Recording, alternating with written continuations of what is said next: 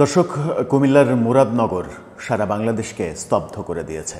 আমাদের বিবেক স্তব্ধ হয়ে গেছে, আমাদের প্রত্যাশা সেই প্রত্যাশার কবর রচিত হয়েছে। একের পর এক আমাদের প্রত্যাশাগুলোর কবর রচিত হচ্ছে, কিন্তু আমরা কোনো উপায় খুঁজে পাচ্ছি না। আমরা যখন নতুন স্বপ্নে বিভোর, নতুন বাংলাদেশ গড়ার স্বপ্ন যখন আমাদেরকে দেখানো হচ্ছে সরকারের থেকে, বিভিন্ন গ্রুপ থেকে, বিভিন্ন রাজনৈতিক দল থেকে, তখন বাংলাদেশে কোনোভাবেই ধর্ষণের ঘটনা ঘটছে না। সামাজিক যোগাযোগ মাধ্যমে ঘুরে ফিরে আসছে এই সরকার পরিবর্তনের পর ভালো প্রত্যাশা, শুভ প্রত্যাশার মাঝে কতগুলো ধর্ষণ কাণ্ড ঘটেছে। সেই সংখ্যা কত হবে? 50-এর বেশি হবে।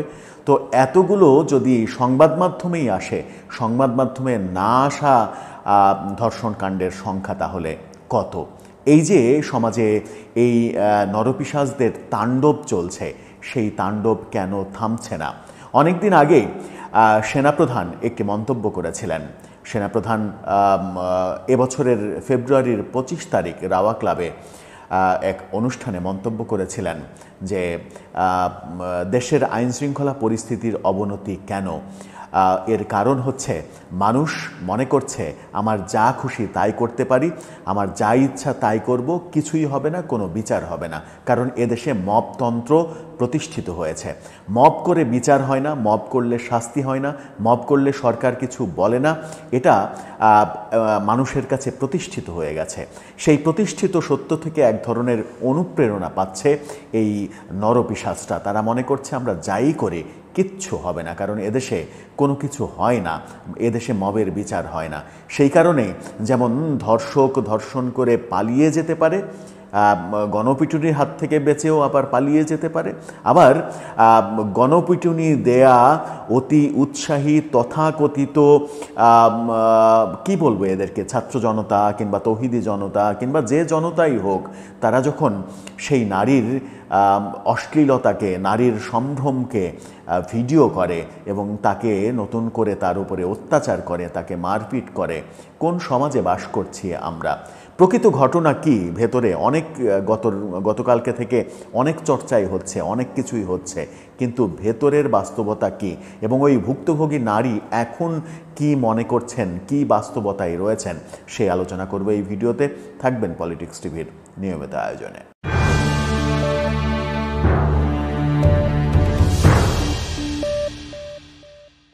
দর্শক, পলিটিক্স টিভির নিয়মিত ভিডিওতে স্পন্সর করছে প্রজাপতি.টিভি, নতুন ওটিটি প্ল্যাটফর্ম। আপনারা চাইলে ইউটিউবে, ফেসবুকে, ইনস্টাগ্রামে, টিকটকে দেখে নিতে পারেন।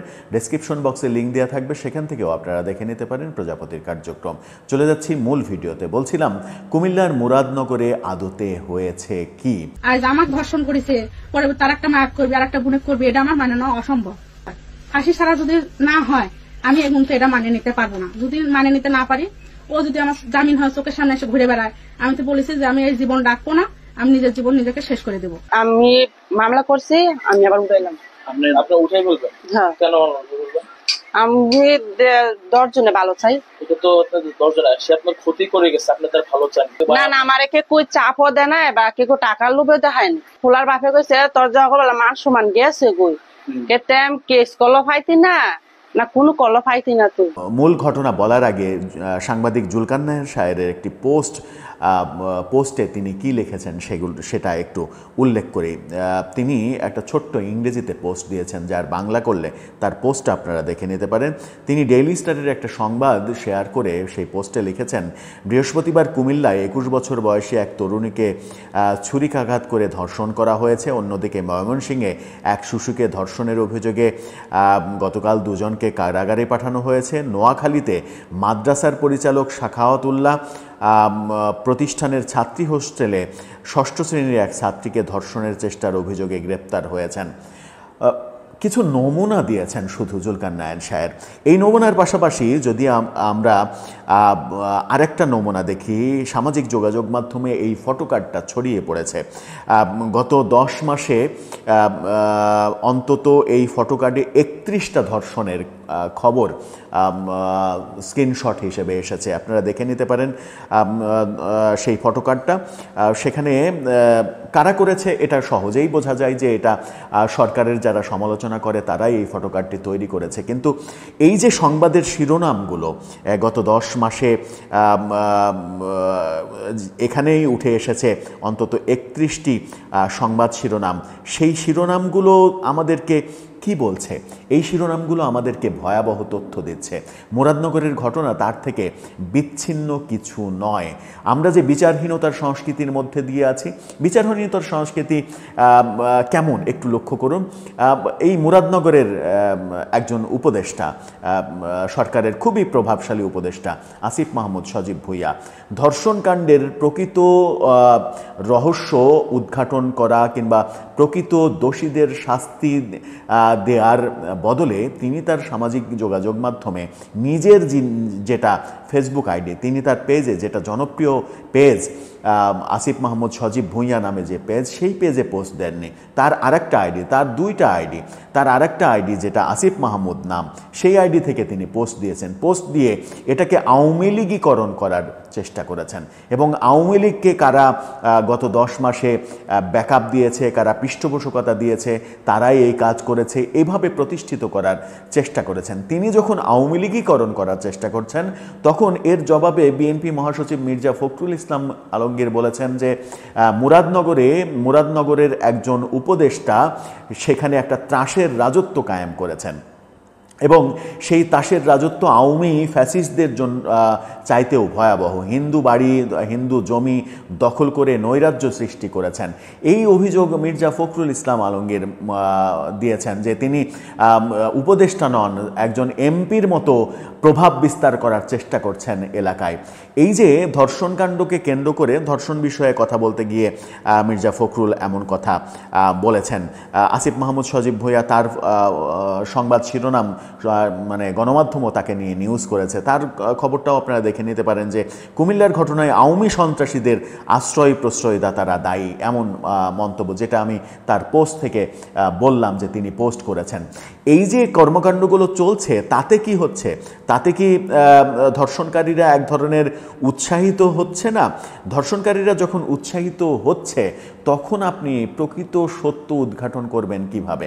আমরা দেখেছি যে আজকে ভোরে, মানে গত ভোরবেলায় ঢাকা থেকে, সায়দাবাদ থেকে ফজর আলী, এই ধর্ষক, তাকে পুলিশ গ্রেপ্তার করেছে। তার আগে কুমিল্লার বিভিন্ন জায়গা থেকে 4 জন যুবককে গ্রেপ্তার করা হয়েছে। ফজর আলী যে ঘটনা ঘটিয়েছেন, ধর্ষণ করেছেন, সেই ঘটনাটা হয়তো এত বেশি প্রভাব বিস্তার করতে পারতো না মানুষের মানসপটে, যদি না ওই যে আরও যে 4 জনকে পুলিশ গ্রেপ্তার করেছে, সেই 4 জনের কর্মকাণ্ড এখানে প্রভাব না ফেলতো।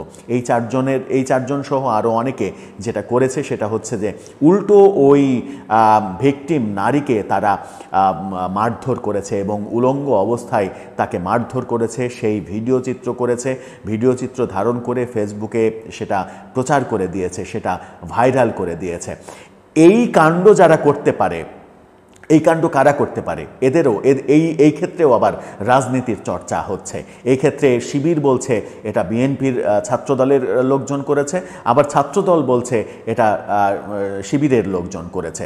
কেউ না কেউ তো করেছেই। এই যে পাল্টাপাল্টি দোষারোপ করা, এই পাল্টাপাল্টি দোষারোপের থেকে কি ব্যাপারটা উঠে আসে যে আমরা প্রকৃত সত্যকে আদতে আড়াল করতে চাই। মির্জা ফখরুল একটা কথা বলেছেন যে ধর্ষকের কোনো রাজনৈতিক দল থাকতে পারে না, তার পরিচয় ধর্ষক, তার ধর্ষক হিসেবেই শাস্তি দিতে হবে। কিন্তু ধর্ষক ফজর আলী যে ঘটনাটা ঘটালেন, তিনি জনতার হাতে ধরা পড়লেন, মার খেলেন এবং জনতা তাকে ছেড়েও দিল, তিনি পালিয়ে যেতেও সমর্থ হলেন।